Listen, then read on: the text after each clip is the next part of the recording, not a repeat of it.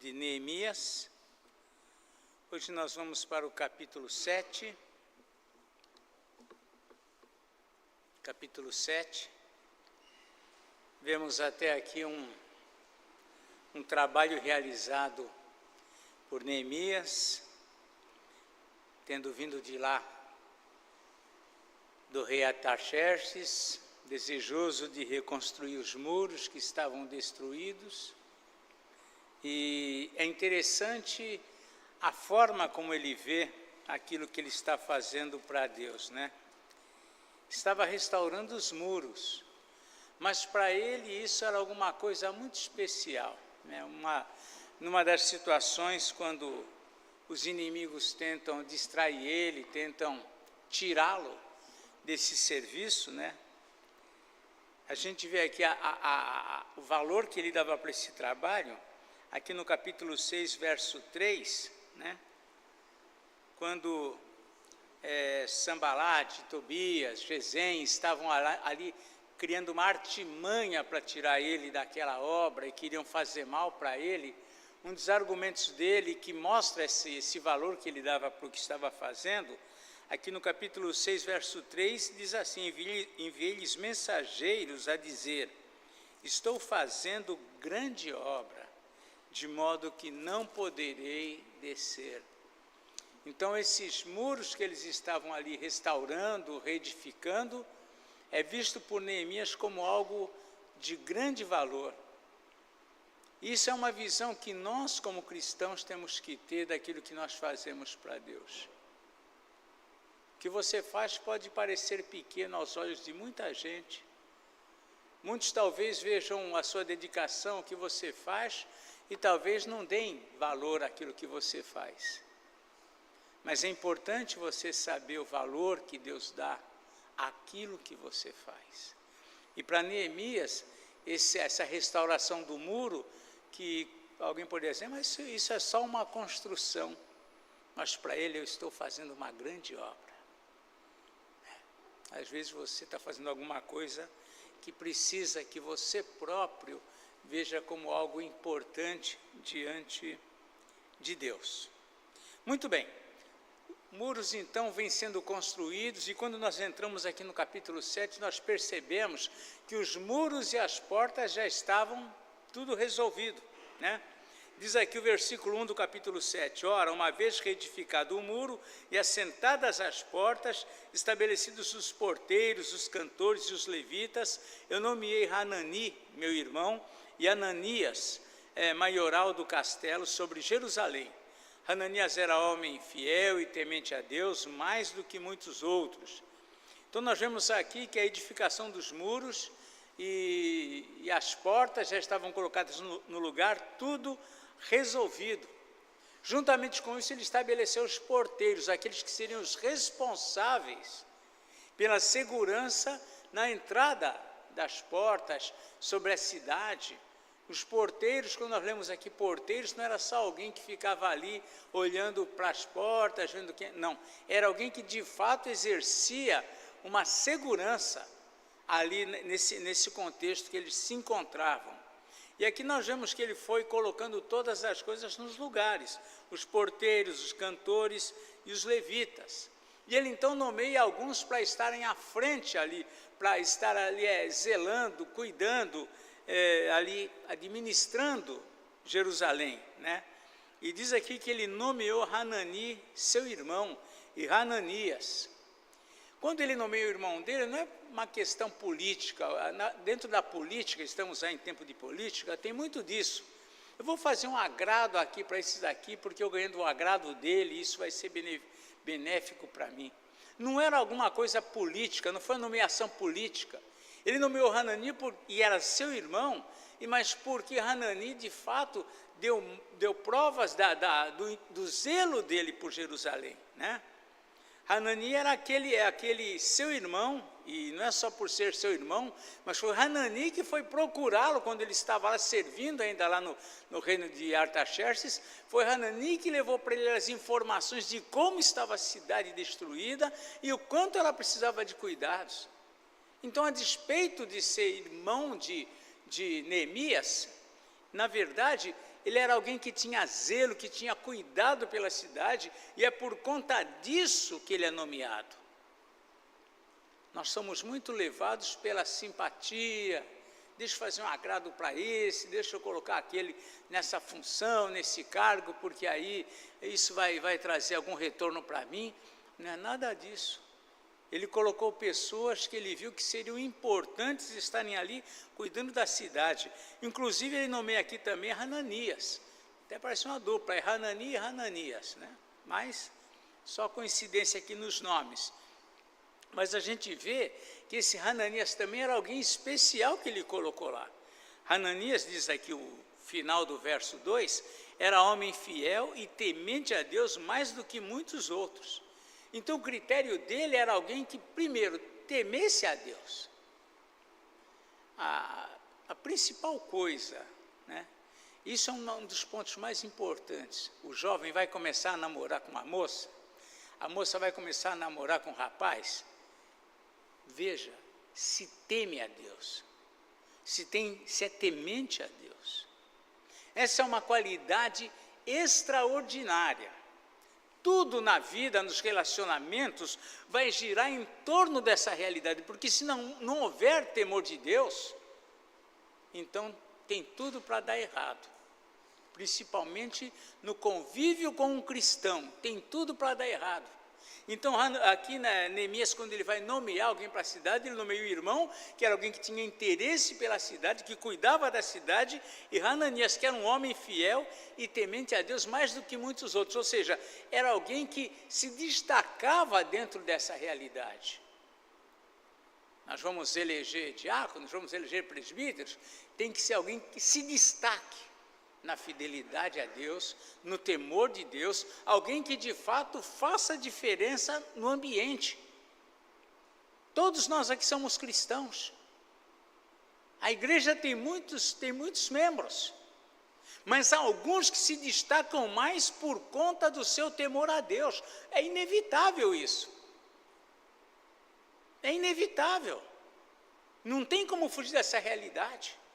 Uns servem mais, uns têm mais compromisso, uns são mais dedicados, os outros são cristãos também, mas não têm o mesmo compromisso, não têm a mesma dedicação, não têm a mesma vontade de servir, não expressam o mesmo amor a Deus, é diferente. E nesse contexto, Neemias aqui, ele está procurando aqueles que tinham melhores condições para estar à frente daquela cidade. Nomeia Hanani e nomeia Hananias. Ele dá instruções prudentes aqui quanto à proteção da cidade. Vejam que uma das coisas que ele veio para cuidar, era uma das coisas, né? Não era a principal, mas uma das coisas era deixar a cidade protegida, em segurança. Aqui a partir do versículo 3, ele dá algumas instruções. Ele lhes disse, aí vem as instruções para o porteiro, para esses que iam cuidar. Não se abram as portas de Jerusalém até que o sol aqueça. E enquanto os guardas ainda estão ali, que se fechem as portas e se tranquem. Ponham-se guardas dos moradores de Jerusalém, cada um no seu posto diante de sua casa. Então vejo que ele dá aqui 3 instruções importantes. Primeira, não abrir as portas antes que o sol aqueça. Aquele era um período, hoje não é bem assim, né? Embora muitos, né, a cidade começa a se movimentar cedo. 5 horas da manhã, os ônibus já estão quase que lotados, o pessoal já está indo e vindo. E também naquele contexto, era um contexto que também o povo acordava cedo. Mas a ordem dele era para que não se abrisse as portas até que o sol aquecesse, até que o dia já estivesse bem claro. Não abrisse as portas, para ver bem quem entrava, para que mesmo alguém que tivesse alguém mal intencionado soubesse que ele ia ser visto. Então tinha que ser aqui, abrir as portas até que o sol se aqueça. Não abram as portas, é uma questão de segurança. Deixa a luz do dia, está bem claro. Segundo, que enquanto os guardas estivessem ali, que se fechassem e se trancassem as portas, ou seja, mesmo que a hora que for trancar as portas, a cidade ainda tem segurança, os guardas ainda estão ali. Então era para abrir as portas quando tudo já estivesse claro e fechar e trancar as portas enquanto os guardas estavam ali, para poder ver, para poder proteger, para poder estar atentos ali ao que está acontecendo. E também ele diz aqui o seguinte, terceira orientação dele, né? Que se colocasse guardas dos moradores de Jerusalém. É interessante essa ordem, né? Ponham-se guardas dos moradores de Jerusalém. Ninguém guarda a sua casa melhor do que você. Ninguém tem mais interesse em proteger a sua casa do que você. Tem um ditado antigo que diz assim, né? O boi só engorda na vista do dono. Por quê? O empregado não vai cuidar do boi como tem que cuidar. O empregado não vai dar atenção para o boi como você, que é o dono, daria. Então, esse dado provavelmente, a gente imagina a origem de um ditado desse. Lá na fazenda, o boi não engordava, o boi não... Poxa, por que eu não engordo? Porque o boi só engorda na vista do dono, é o dono que cuida, é o dono que tem zelo por ele. Assim são as nossas coisas, e assim era essa situação de Jerusalém. Ponham-se guardas, e ele observa, dos moradores de Jerusalém. Por quê? Eles é que são os mais interessados em proteger e guardar a cidade. Então, aqui são orientações dele, né? A cidade era extensa demais, ele diz aqui mais adiante, né? Ele diz aqui no verso 4, a cidade era espaçosa e grande. Isso no sentido do número de moradores que tinha nesse contexto. Eles haviam voltado do cativeiro. Não era um grupo ainda grande a ponto de encher aquela extensão. Então, a cidade era grande para a quantidade de moradores. Lembrando que Jerusalém não foi criada nesse período. Jerusalém era uma cidade que já existia, que foi populosa. Quando vocês lembram lá do livro do profeta Jeremias, de Lamentações, ele lamenta aquela cidade populosa, aquela cidade viva, aquela cidade alegre, e isso era Jerusalém. Agora voltou um grupo bem menor para ocupar aquele espaço. Então a cidade era espaçosa, relativamente, proporcionalmente, a esse grupo que estava ali, que estava voltando. Então eles tinham que ser prudentes para cuidar dessa cidade, para ter vigias, sentinelas nos lugares mais adequados, mais próprios para isso. Então havia todo esse cuidado. As casas não haviam sido edificadas, lembrando que Nabucodonosor destruiu tudo, por conta da desobediência, da teimosia dos reis, né, do último dos reis lá, Zedequias, um dos últimos reis. Por conta da desobediência dele, Nabucodonosor invadiu pela segunda vez a cidade, e nessa segunda ele destruiu, para que não se levantasse mais.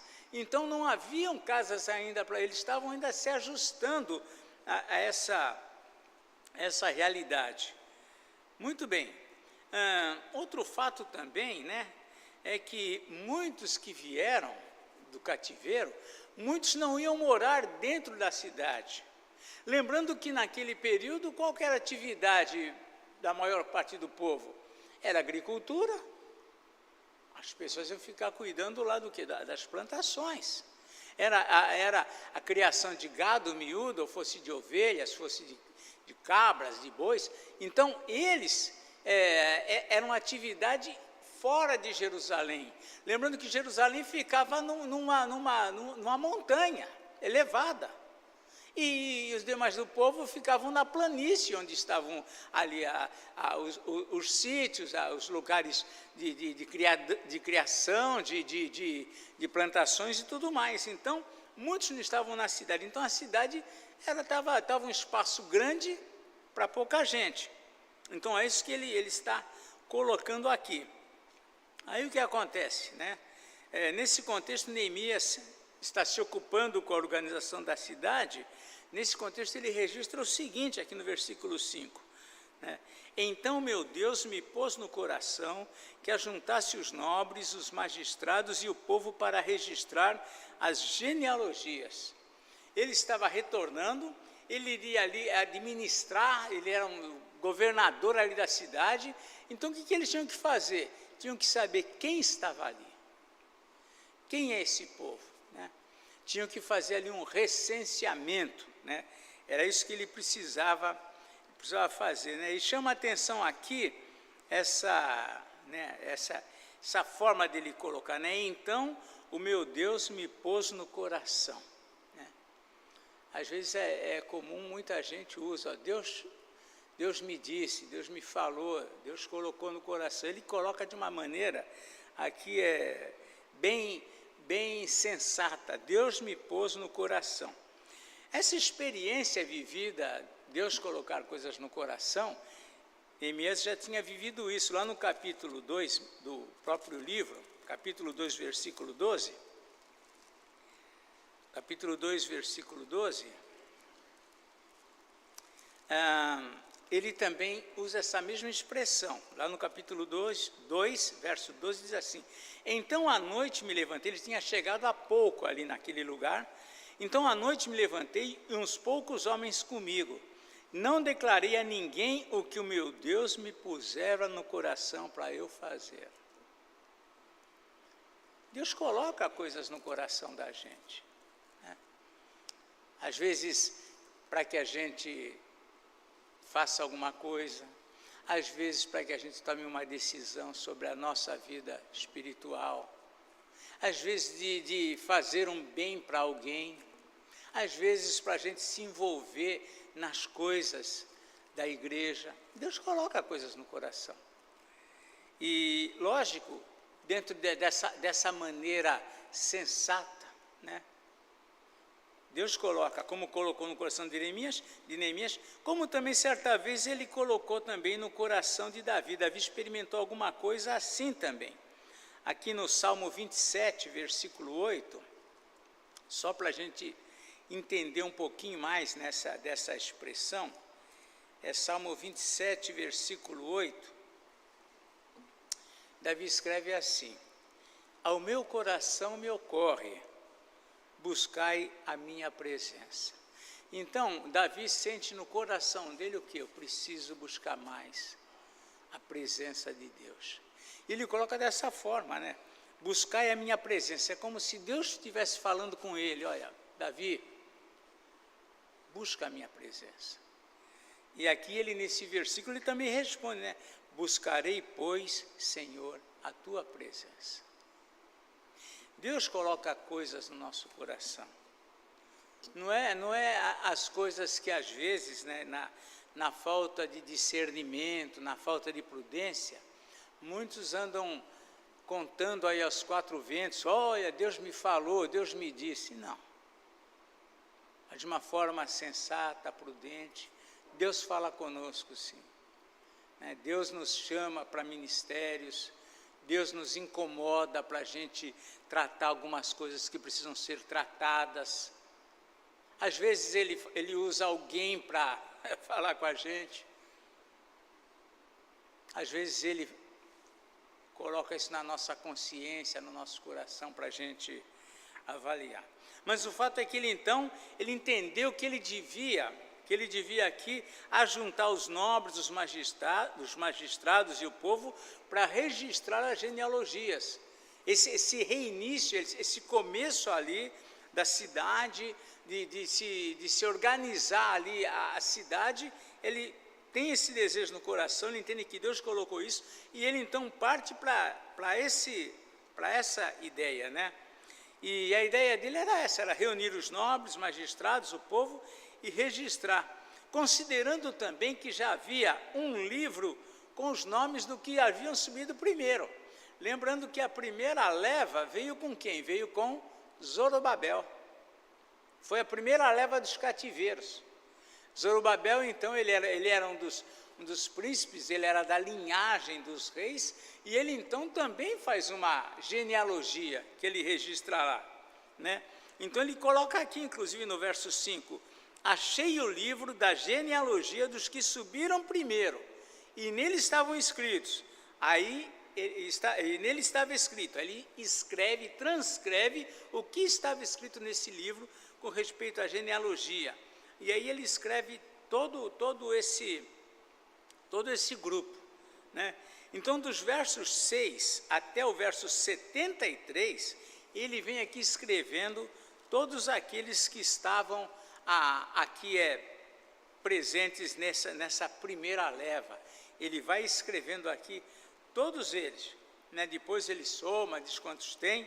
Então, ele fala, primeiramente, nos versos 8 a 38, se você reparar lá, aliás, nos versos 6 em diante, ele vem falando aqui, são os filhos da província que subiram do cativeiro, dentre os exilados, que Nabucodonosor, rei de Babilônia, levara para o exílio, e que voltaram para Jerusalém para ajudar, cada um para a sua cidade. E ele explica, os quais vieram com Zorobabel. Aí ele põe o nome aqui dos sacerdotes, Jesus, Azarias, Raamias e tal, vem dizendo todos eles. Do verso 8 até o 38, ele refere-se aqui aos homens do povo, todo o povo. Ele vem descrevendo aqui dos versos 8 a 38. Do verso 39 ao 42, ele fala dos sacerdotes. Se você reparar o verso 39, ele começa, os sacerdotes, né? Olha aqui, no versículo 7, voltando lá, ele escreve assim no final, este é o número dos homens do povo de Israel. E aí ele vem descrevendo todos, em números. Do verso 39 ao 42, ele fala aqui sobre os sacerdotes que vieram nessa primeira leva. Do verso 43 ao 45, ele está mencionando aqui os levitas. O 43 ele diz lá, os levitas, e aí vem dizendo os nomes. Do verso 46 ao 56, ele fala aqui os servidores do templo, e vai colocando os nomes aqui. E finalmente, ele menciona aqui os filhos dos servos de Salomão. Então, era um registro que ele trazia aqui, que ele fez, ele transcreveu da genealogia, de tudo aqui, dos registros que Zorobabel fez quando ele chegou lá com o povo. Entretanto, de todo esse grupo que veio também, havia um grupo que não pôde provar que faziam parte da linhagem. Não era assim, olha, põe meu nome aí. Não. Tinha que ser realmente da linhagem de Israel. E quando havia alguma dúvida, ele não era transcrito, né? E aqui no verso 61 em diante, até o 64, diz assim, os seguintes subiram de Tel-Melá, Tel-Harsa, Querube, Adom e Imer, porém não puderam provar que as suas famílias e a sua linhagem eram de Israel. Não conseguiram provar, né? O verso 64 diz assim, estes procuraram seu registro nos livros genealógicos, foram lá nos registros antigos, porém não o acharam, pelo que foram tidos por imundos para o sacerdócio. Não foram aceitos. Entretanto, como fazer? Eles diziam que eram, mas não conseguiam provar. E era possível também que, num contexto como aquele, muitos registros houvessem desaparecido. O que eles fizeram? Aqui, verso 65. O governador lhes disse que não comessem das coisas sagradas, até que se levantasse um sacerdote com Urim e Tumim. O que era Urim e Tumim? Urim e Tumim eram duas pedras que o sacerdote trazia numa bolsa no peitoral. Em algumas situações, eles lançavam por sortes, né? Nós não sabemos, aí tentar entender agora, como que eram essas sortes. Será que era uma pedra de cada cor? Será que, como que era isso? Era sorteio? Nós não sabemos. Mas havia uma forma que eles, é como se eles falassem, bom, olha, nós não sabemos, então Deus vai decidir isso. E eles lançavam a sorte, crendo que esse resultado da sorte foi dado por Deus. Não tinha outra forma de lidar com isso. Sei lá, digamos que, vamos brincar aqui, vai, qual pedra você escolhe? Escolha a vermelha. Vermelha saiu quem? Saiu para ele. Vamos entender que ele foi o escolhido de Deus. alguma coisa assim que eles deixavam, já que eles não conseguiam decidir, eles deixavam que, pela sorte lançada ali, com Urim e Tumim, que eram essas pedras separadas por Deus, sagradas, eles entendiam que através disso eles iriam chegar ali à vontade de Deus. Pelo menos era uma forma deles decidirem algo que eles não tinham como, humanamente falando, decidir. Muito bem. A soma de todos os que foram registrados lá também está aqui no verso 66.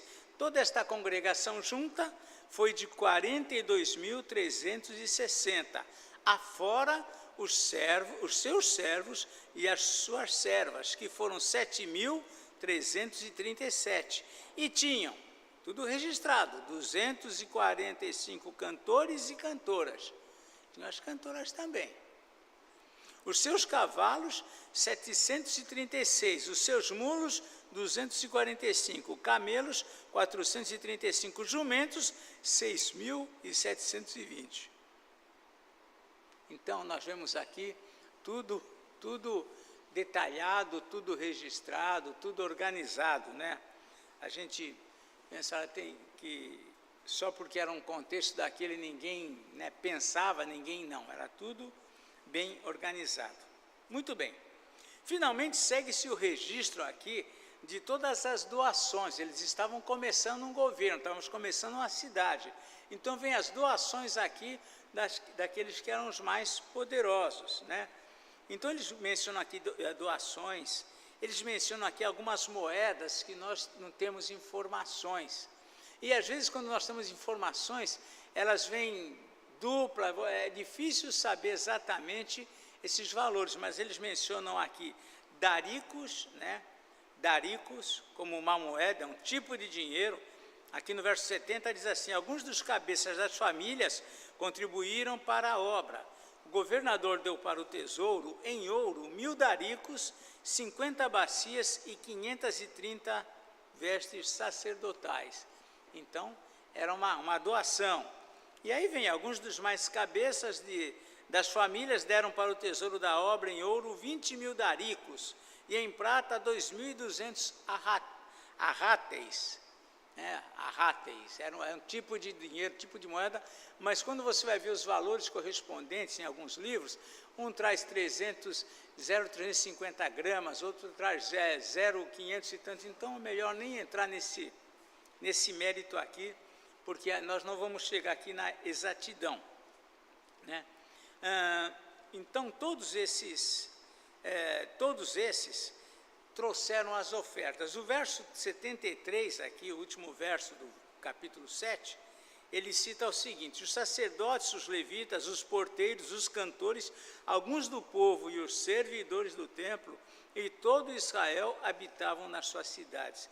Eles, então, foram se dividindo ali, de uma forma estratégica, procurando habitar aquela terra que um dia eles moraram, agora estão retornando, estão repovoando todo aquele lugar. Muito bem, capítulo 8. Vamos lá para o capítulo 8. Esse capítulo, ele inicia, está dando sequência em tudo que está acontecendo lá, mas ele inicia com uma informação relevante, que chegou o 7º mês. Eles chegaram lá, Neemias, o povo, vindo de lá, os cativeiros, preparando aquilo tudo, reconstruindo aquelas coisas. Bom, aí nesse período que chegou então o 7º mês, e isso é importante porque muitas festas religiosas aconteciam no 7º mês, né? Dentro do judaísmo, dentro da questão, né, do povo de Israel, o número 7 sempre teve foi visto de uma forma especial, em número da perfeição. E o 7º mês era um mês que tinha algumas festas importantes. Então, eles mencionam aqui, por exemplo, a festa das trombetas, né? Isso também era curioso, por quê? Porque nesse mês se comemorava o início do ano israelita, né? No 7º mês. Começava o ano israelita. Então, muitas trombetas soavam, anunciando essa chegada do ano. Também é nesse mês que eles têm uma festa das mais importantes para o judeu, que é a festa dos tabernáculos. Os tabernáculos era aquele tempo em que eles se separavam para lembrar que um dia eles foram escravos no Egito. Então, eles vinham, eles faziam cabanas com galhos de árvores e moravam nessas cabanas durante uma semana, para experimentar. Então, vejo que era uma coisa curiosa, porque os filhos pensavam, pai, o que a gente está fazendo aqui nessa cabana? Não temos lá a nossa casa? Por isso que vem a ideia do judaísmo, que é muito assim. Havia para a gente lembrar que nós fomos peregrinos no deserto e que durante 40 anos nós passamos dormindo em cabanas, em lugares que a gente montava, desmontava, ia. Então, isso era para lembrar tudo isso. Então, isso tem tudo tinha um sentido. Assim como tem para nós, deveria ter para nós muito mais, quando nós celebramos a ceia do Senhor. É o mesmo sentido, nós estamos lembrando, estamos dentro desse momento, trazendo à memória um evento extraordinário, de que foi a obra de Cristo que nos libertou do pecado, que nos purificou, que nos tirou da condenação que nós estávamos. Então, tudo isso tinha um motivo. Às vezes, alguns filmes mostram a comemoração, por exemplo, da Páscoa do judeu. E, nesse momento, eles ainda lembram o que aconteceu no Egito, na saída do Egito. Nossa Páscoa, nós lembramos a obra de Jesus. Mas eles ainda continuam lembrando o que aconteceu lá na saída do povo do Egito. Então, essas festas tinham o sentido de manter vivo no coração do povo as obras de Deus. Como diz lá o Salmo 78, como é que diz lá? O que ouvimos e aprendemos, o que nos contaram os nossos pais, não ocultaremos aos nossos filhos. Então, como que eles passavam para os filhos? Essas festas. As crianças, o judeu, ele crescia dentro desse ambiente. Todo ano, naquele período, eles iam lá, faziam as casas de galhos de árvores, deixavam a casa confortável deles, iam para essa tenda feita. Tudo isso tinha um sentido. Então, esse mês era um mês muito importante, marcava o início do ano, E essa festa tinha início de uma forma muito legal, com a leitura da lei. No primeiro dia, eles liam a lei de Moisés, lembrando lá, não a nossa Bíblia aqui, mas eles pegavam lá a lei de Moisés e eles liam. E aqui vai dizer o seguinte, vamos lá, verso 1, em chegando o 7º mês, e estando os filhos de Israel nas ruas, nas suas cidades, melhor dizendo, todo o povo se ajuntou como uma só homem na praça, diante da porta das águas, e disseram a Esdras, o escriba, que trouxesse o livro da lei de Moisés, que o Senhor tinha prescrito a Israel. Esdras, o sacerdote, trouxe a lei perante a congregação, tanto de homens como de mulheres, e de todos os que eram capazes de entender o que ouviam. Era o primeiro dia do 7º mês. O primeiro dia desse mês tinha um fato extraordinário. Eles iam ler a lei de Deus escrita lá por Moisés. Então diz aqui o verso 3, e leu no livro diante da praça que está fronteira à porta das águas, desde a alva até o meio-dia. Durante 6 horas, ele esteve ali lendo o livro da lei, perante os homens e mulheres, os que podiam entender, e o povo tinha os ouvidos atentos ao livro da lei. Primeiro que chama a atenção é que foi a pedido do povo. O povo, na verdade, ele pediu em que sentido? Olha, faz como se fazia antigamente, nesse primeiro dia. Chamaram lá, pediram a Esdras, que trouxesse o livro da lei de Moisés, que o Senhor tinha prescrito a Israel. a Esdras, porque Esdras era o escriba. Escriba é uma profissão antiga que já tinha naquele contexto. Os escribas eram como que advogados, eles eram entendidos da lei. Eles interpretavam, eles ensinavam, eles estudavam a lei para passar para o povo. Então eles falaram com Esdras, para que trouxesse a lei e que lesse diante deles, né? Nesse contexto, o livro da lei não estava disponível para todo o povo. Hoje, nós temos Bíblias aí de tudo quanto é jeito, né? Nas nossas casas, alguns têm 2, 3, 4, 5, 6 Bíblias lá, para uma pessoa só, tem lá diversas Bíblias, versões, mas naquela época não havia. E os textos eram memorizados pelo povo, pelo ouvir. Eles memorizavam, não letra por letra, como nós podemos memorizar, mas histórias, fatos, eventos, situações. Então, eles memorizavam, né? A lei foi lida desde o nascer do sol até o meio-dia, durante 6 horas, um culto durante 6 horas naquele dia lá. Conforme os versos 4 e 5, vamos lá para o verso 4 e 5, diz assim: Esdras, o escriba, estava num púlpito de madeira, que fizeram para aquele fim. Estavam em pé junto a ele, à sua direita, Matitias, Sema, Anaías, Urias, Ilquias e Maacéias, todos sacerdotes. E à sua esquerda, Pedaías, Misael, Malquias, Rassum, Rasbadana, Zacarias e Mesulão. 5. Esdras abriu o livro à vista de todo o povo, porque estava acima dele. Abrindo ele, todo o povo se pôs em pé. Então a gente imagina a cena, todo o povo vindo lá, uma multidão pequena, mas uma multidão razoável, só que ele estava acima do povo, né? Havia sido feito um púlpito. Alguns filmes antigos, assim, ou que tentam retratar essas situações antigas, né? Era quase que um palanque, né, erguido.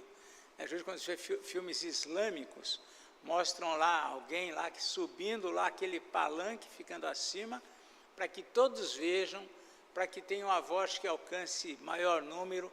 Então, aqui também foi construído aqui esse púlpito, né? Era como um tablado, né, que era colocado. E então Esdras sobe ali em cima, fica à vista de todos, ele abre o livro, todos veem. Por quê? Porque ele estava acima de todos ali.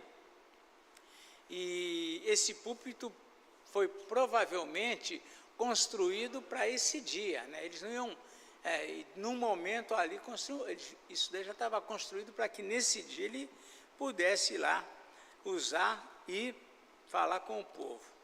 Diz aqui também que diante dessa situação, desse contexto, Esdras, diz aqui o texto aqui no verso 6, Esdras bendisse ao povo,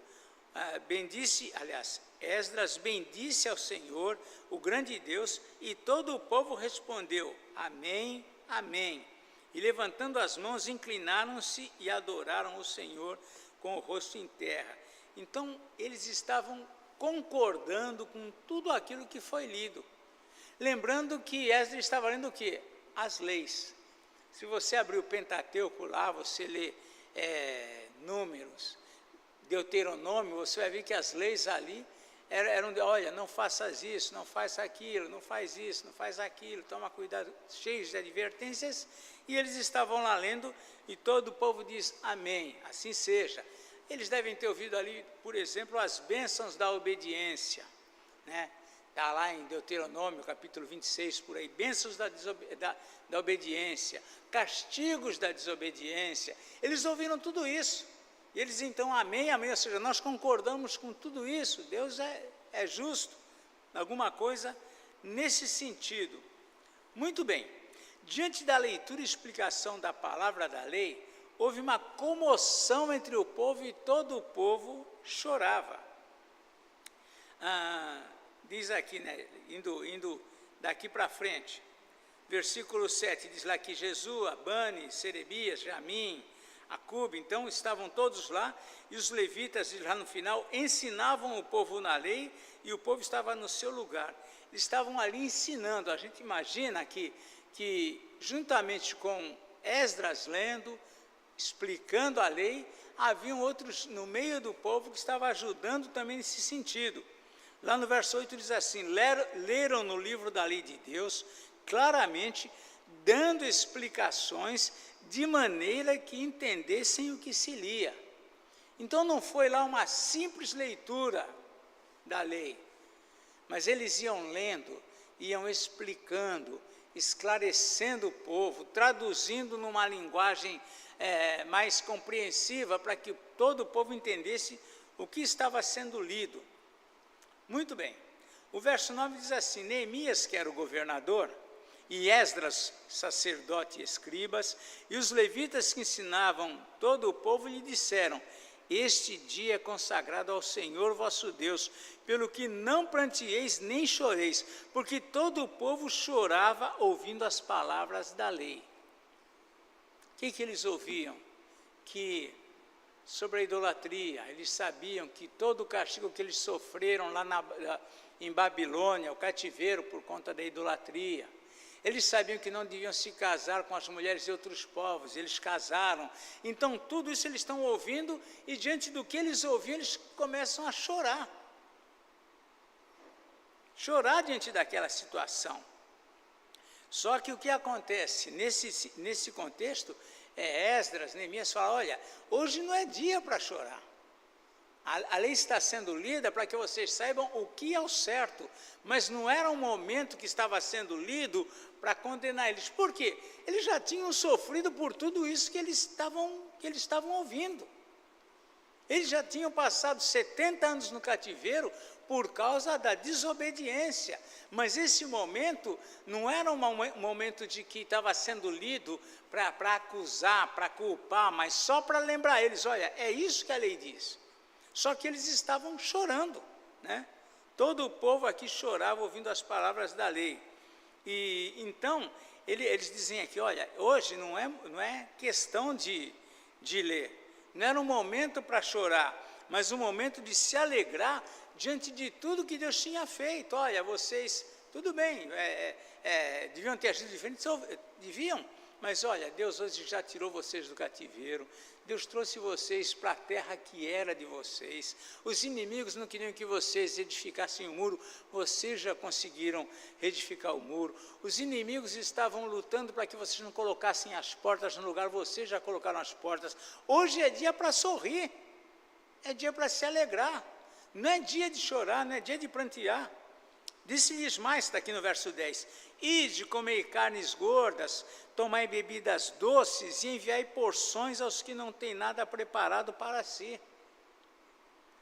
Porque este dia é consagrado ao Senhor, ao nosso Senhor. Portanto, não vos entristeçais, porque a alegria do Senhor é a vossa força. Então, provavelmente esse choro do povo não era um choro de alegria, estavam chorando de lamento, de tristeza. Se fosse um choro de alegria, não precisava nenhuma exortação, não precisava nenhuma palavra para que eles parassem de chorar, mas era um choro de lamento. A gente entende isso aqui nos versículos, no versículo 11, quando os levitas diz assim: os levitas fizeram calar todo o povo, dizendo: calai-vos, porque este dia é santo, e não estejais contristados.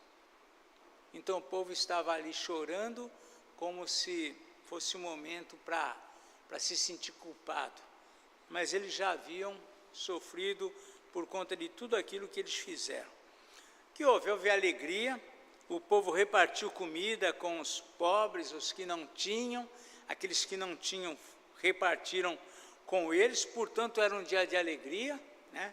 Um dia de felicidade. E no dia seguinte, novamente, eles reúnem todas as pessoas importantes ali do lugar. Primeiro diz aqui no verso 12, diz assim: então todo o povo se foi a comer, a beber e a enviar porções e regozijar-se grandemente, porque tinham entendido as palavras que lhes foram explicadas. Ou seja, é como um pai que vai orientar um filho para ele não fazer um monte de coisa errada, e ele começa a chorar. Depois fala: não é para você chorar, só estou ensinando você. né? Então o povo entendeu, né? Eles entenderam o que foi explicado, e aí houve festa, comeram, repartiram porções, e aí no verso 13 vem aqui uma nova situação, aqui, uma nova ideia, né? No dia seguinte eles se reúnem, diz assim, ele reúne todo mundo. No dia seguinte ajuntaram-se a Esdras, o escriba, os cabeças das famílias de todo o povo, os sacerdotes e os levitas, e isto para atentarem nas palavras da lei. Vejo que nesse contexto aqui, não vem o povo todo, só vem os cabeças, só os príncipes, aqueles que eram os oficiais, os que eram cabeças do povo, os que eram líderes, vieram até ele para quê? Para que eles, para atentarem às palavras da lei. Eles queriam entender, eles precisavam entender isso. E aí no verso 14 diz o seguinte, né? Acharam escrito na lei que o Senhor ordenara por intermédio de Moisés, que os filhos de Israel habitassem em cabanas durante a festa do 7º mês. Vejam só, eles estão aqui lembrando o quê? A festa dos tabernáculos, que eles habitassem em cabanas. Verso 15, que publicassem e fizessem passar pregão por todas as suas cidades e em Jerusalém, dizendo, saí ao monte e trazei ramos de oliveiras, ramos de zambujeiros, ramos de murtas, ramos de palmeiras, ramos de árvores frondosas, para fazer cabanas, como está escrito. Ou seja, eles aqui então, dentro desse 7º mês, eles acharam escrito sobre essa festa. Vejam que quando eles se deram conta disso, por quê? Porque eles se reuniram para atentarem na lei. O que é atentar? Vamos prestar atenção na lei. E quando eles pararam para dar atenção para a lei, eles acharam na lei escrito alguma coisa que não estava acontecendo. Não estava acontecendo isso. É por isso que vem dessa forma. Acharam escrito na lei que o Senhor e tal ordenara por intermédio de Moisés. Eles acharam escrito uma coisa que eles não estavam vivendo dentro desse contexto. E então diz aqui assim, se depararam com a orientação de Deus que não estava sendo cumprida. E no caso, eles haviam deixado de comemorar uma festa que lembrava esses dias no deserto, né? E quando foram libertos do Egito e também das colheitas. Então, essa festa do tabernáculos tinha 2 objetivos. Primeiro, dessas cabanas, ela calhava justamente após as colheitas. Então, era como uma comemoração referente às colheitas. Era um agradecimento a Deus por conta da colheita que eles tiveram. E também era a lembrança do tabernáculo no deserto, do período que eles passaram no deserto, em que eles foram livres do Egito. E foi por conta deles se chegarem a Esdras, e com essa proposta de atentarem nas palavras da lei, que eles acharam isso escrito. Isso, gente, também é uma lição para nós. Quando nós atentamos, porque uma coisa é você ler a Bíblia, uma coisa é você ler a Bíblia, outra coisa é você atentar para as palavras da Bíblia, é diferente. Quando alguém diz, vamos atentar para esse ponto, significa, vamos dar atenção especial para esse ponto. E quando eles pararam para atentarem para a lei, eles descobrem coisas que não estavam acontecendo. Como também nós, se nós formos pegar a Bíblia e começar a ler a Bíblia, e atentar para aquilo que a Bíblia está dizendo para mim, eu vou descobrir muita coisa que eu falo, eu preciso viver isso. Eu não estou vivendo isso. E vou descobrir coisas que eu vou dizer, olha, eu preciso me livrar disso que eu estou vivendo. Isso acontece quando a gente atenta para a palavra de Deus, quando a gente atenta para o sermão, quando a gente atenta para o ensino. Muitas vezes nós falamos dessas coisas de uma forma muito mecânica, sem atentar, sem dar de fato uma atenção para aquilo. E o fato deles darem atenção, levou eles a perceberem que alguma coisa não estava sendo feita naquele contexto. Provavelmente, eles não estavam trazendo à memória essa situação das colheitas. Primeiro que eles estão voltando depois de 70 anos que estavam em Babilônia. Como que eles iam comemorar isso em Babilônia? Como que eles iam, em meio ao cativeiro, construir barracas com ramos de árvore, construir cabanas com ramos de árvores lá, no meio de um povo que não entende nada do que está acontecendo, que não sabe nada da cultura deles, que não sabe nada daquilo que eles creem, que não tem sentido isso. Então essas coisas foram ficando para trás. Mas à medida que eles começam a atentar para a lei de Deus, eles percebem, olha, nós não estávamos fazendo isso.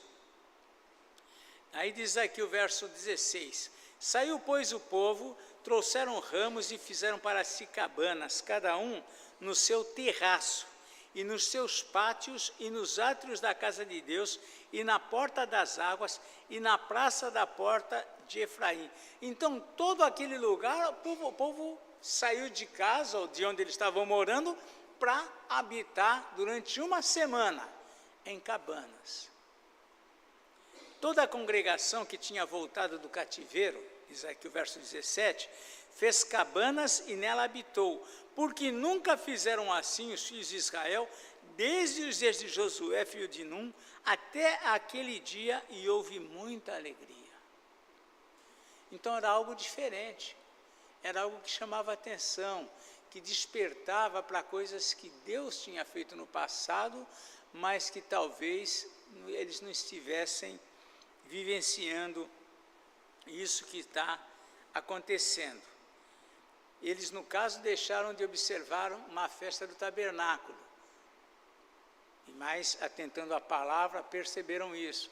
Nós provavelmente iríamos atentar para muitas coisas na vida da gente, né? Muitas coisas que Deus espera de nós, que está aqui na palavra, mas a gente não está vivendo. Mas quando a gente atenta para a palavra, a gente fala, ó, isso aqui não está acontecendo na minha vida. Então, tudo isso está acontecendo nesse período.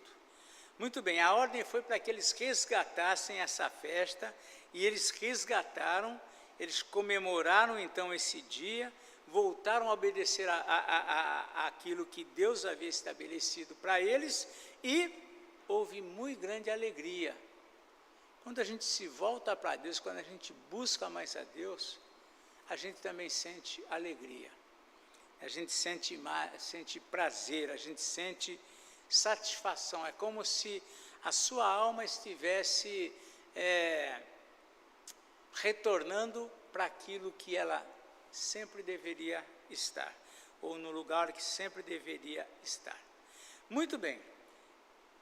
Dentro ainda desse contexto do 7º mês, diz assim aqui o verso 18, dia após dia leu Esdras no livro da lei de Deus, desde o primeiro dia até o último, e celebraram a festa por 7 dias. Nesse período aí que eles ficaram nas cabanas, durante toda uma semana, eles liam a Bíblia todos os dias, a palavra, né, o Pentateuco, porque isso era a lei naquele contexto, leram ali todos os dias, desde o primeiro até o último, celebraram a festa, e no 8º dia houve então uma assembleia solene, segundo o prescrito, ou seja, era uma assembleia finalizando, portanto, aquele período. Então, tudo isso são situações que Neemias está vivendo nesse contexto de retorno para Jerusalém. Ele deu primeiro atenção para aquilo que precisava, que demandava urgência ali, a reedificação do muro, restauração das portas, e agora ele começa a cuidar da parte mais relevante, né? A vida espiritual do povo, as coisas espirituais, se voltando para a lei. Isso vai ter ainda sequências ainda no livro, quando a gente vai ver aqui ele trabalhando também a questão da confissão, do arrependimento, tudo envolvendo essa busca da palavra de Deus, que ele está agora começando também com o povo. Mas isso é uma história para a semana que vem.